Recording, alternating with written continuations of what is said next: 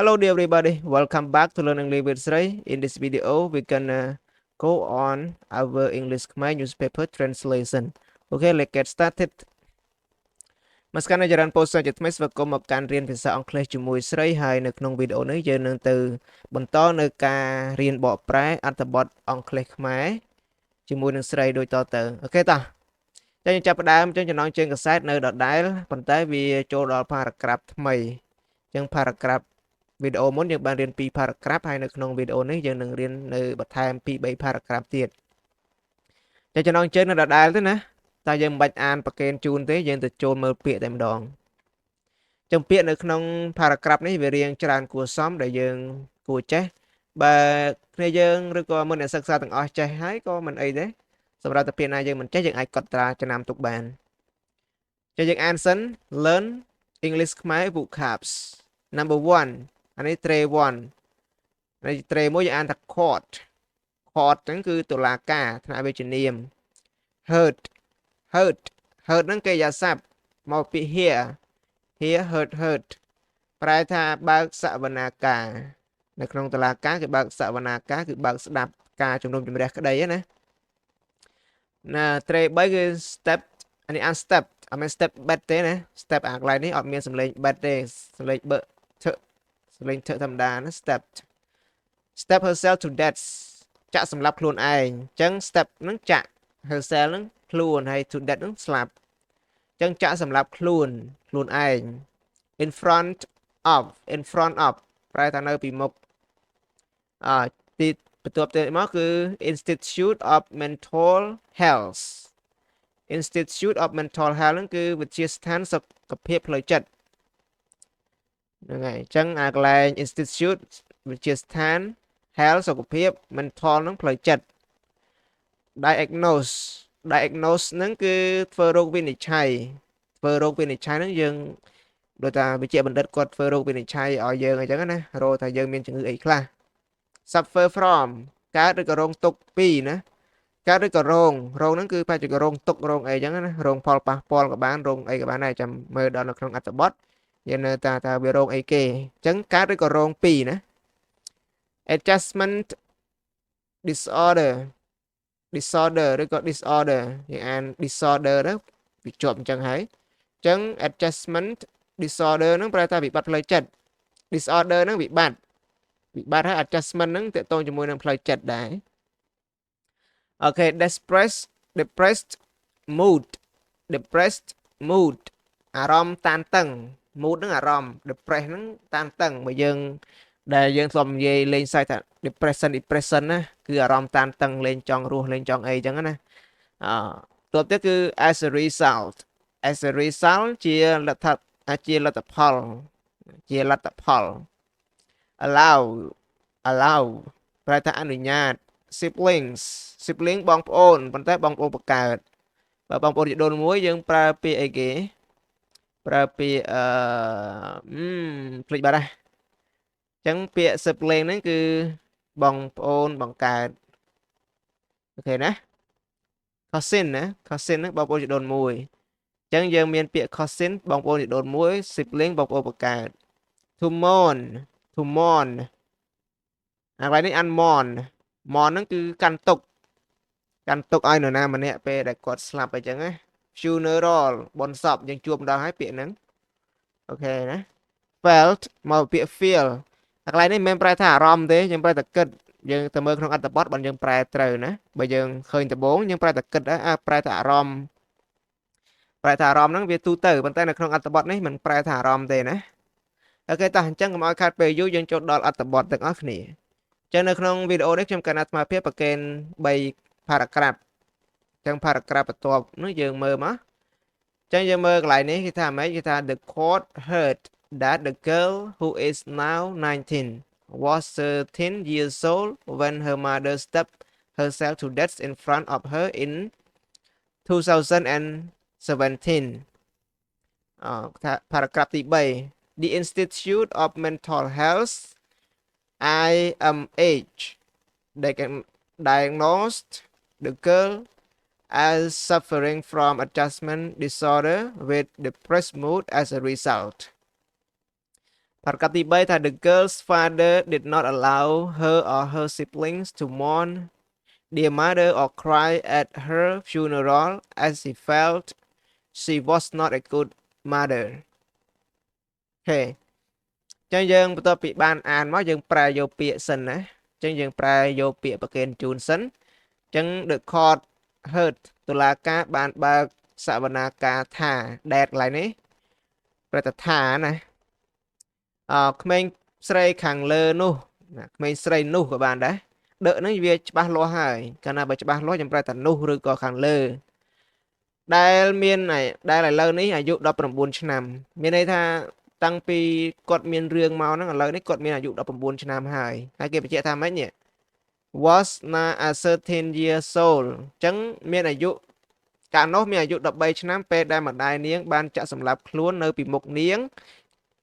ក្នុងឆ្នាំឬក៏នាឆ្នាំកាលពីឆ្នាំក៏បានដែរណាកាលពីឆ្នាំ2015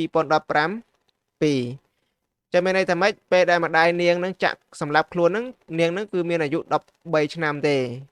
ប៉ុន្តែមកដល់ឥឡូវនេះ24 23ហើយនាងមានអាយុ19ឆ្នាំហើយណាឥឡូវប្រហែលជា20ហើយ2024ហើយណា20ឆ្នាំហើយ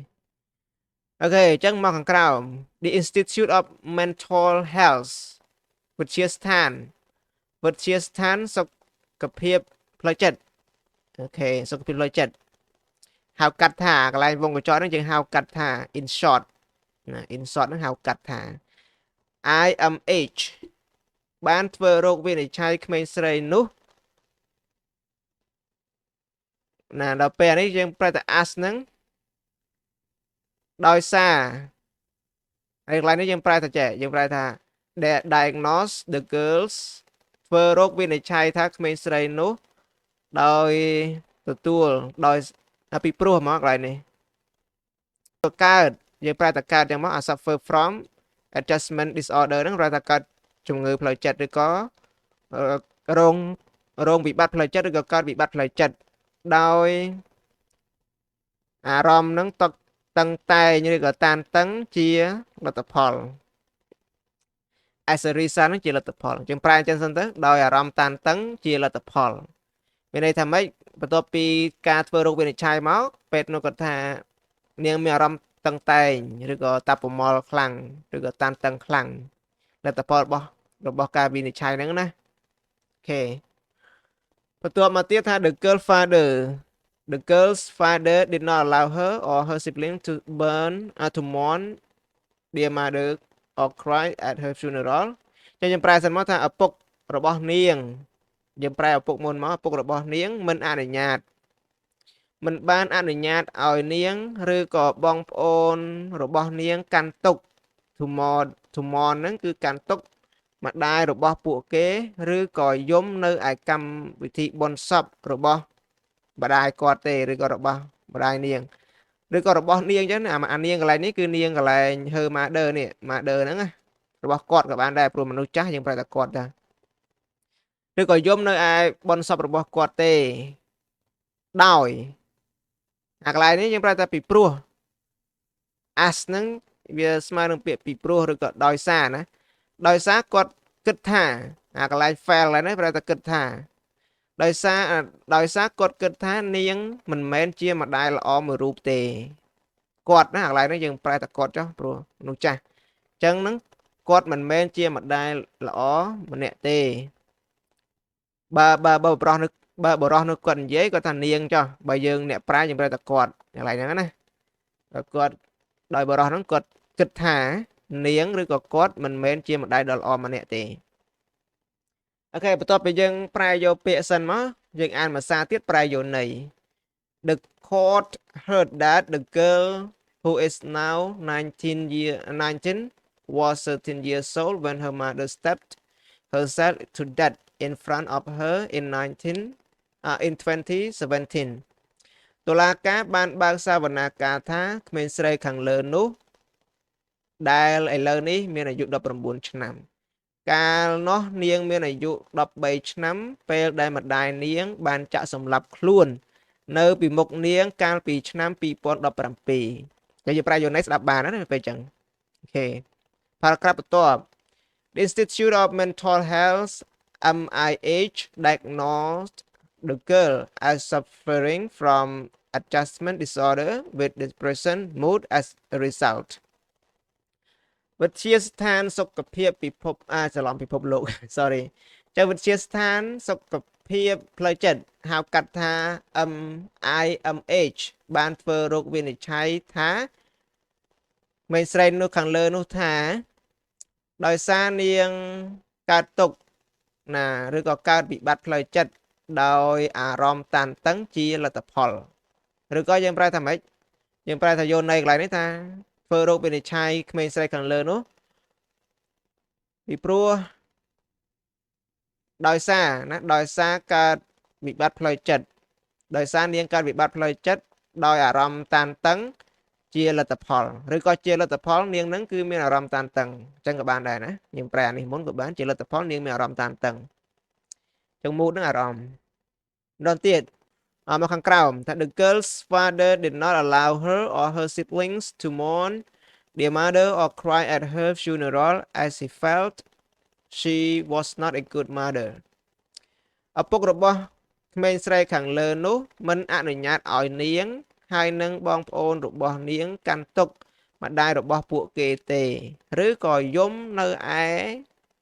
បុណ្យសពរបស់គាត់ឡើយដោយសារឬក៏ពីព្រោះណាពីព្រោះគាត់គិតថាម្ដាយហ្នឹងគឺយើងប្រែថាគាត់ម្ដាយរបស់នាងឬក៏គាត់មិនមែនឬក៏នាងមិនមែនជាម្ដាយដ៏ល្អម្នាក់ឡើយអូខេប៉ុណ្ណឹងចុះសង្ឃឹមថាអ្នកទាំងអស់គ្នានឹងតាមទាន់អាកន្លែងនេះរៀងពិបាកយល់នៅបន្តិចណាអញ្ចឹងយើងអាចប្រែបន្ថែមបន្ថយចូលនៃខ្លួនឯងស្ដាប់បានទៅដែលយើងអាចប្រែកន្លែងនេះមុនក៏បានដែរជាលទ្ធផលដោយឬក៏បើយើងប្រែតាមធម្មតាទៅកន្លែងនេះទោះបីថាស្ដាប់មិនបានតែយើងយល់ន័យវាអញ្ចឹងណាអូខេណាស្ដាប់វាមិនសូវបានល្អពីរោះមិនយើងអាចយល់ន័យតាមនឹងចុះ Okay, thank you everyone for watching my video. I hope you like it. If you like, please give me a like and ring the bell to get all notification from my post or my uploading. And hope to see you back again very soon. Goodbye.